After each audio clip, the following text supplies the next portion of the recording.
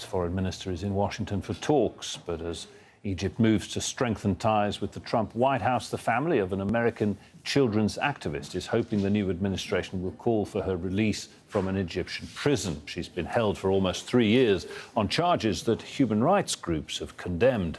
Tom Ackerman reports. This was Aya Hijazi, a dual Egyptian-American citizen, appearing on Cairo television with some of the many children living on Cairo's streets that her nonprofit group was set up to help. They did things that led them to the streets, and we don't want them to repeat those actions. And even if they're not back on the streets, we need to make sure their living situation is a good one. A few weeks after that appearance, Hijazi, her husband Mohammed, and several others were arrested and charged with sexual assault against those children. Her trial began last November after more than 2 years of delays. Hijazi's lawyer says that's because the prosecution has no evidence against her.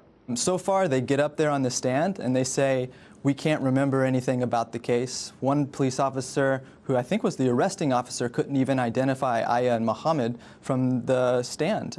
All of this to us just speaks to how political and how trumped up the charges were from the beginning. Egyptian and several international human rights groups agree. Even though Egyptian law limits pretrial detention for no more than 2 years, Hijazi has been denied bail.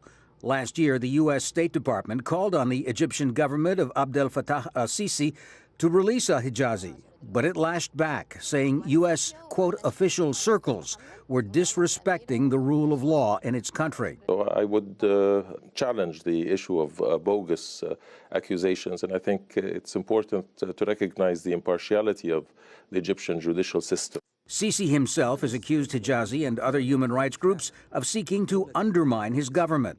We're talking about an extremist faction. We're talking about factors that want to destabilize countries. We need to be very sensitive when we deal with all of this, while being committed to the human rights. Hijazi's lawyer says her release should be a top priority for President Trump, who's highlighted his warm relations with Sisi. We fully expect that before Sisi makes an official visit to the U.S., that this is an administration who will make good on its word to put America first, and that includes American citizens who are detained abroad. So far, neither the president nor his Secretary of State, Rex Tillerson, have spoken out about the state of human rights in Egypt. Remaining silent would mark a sharp break from decades of such advocacy by the U.S. Tom Ackerman, Al Jazeera, Washington. A senior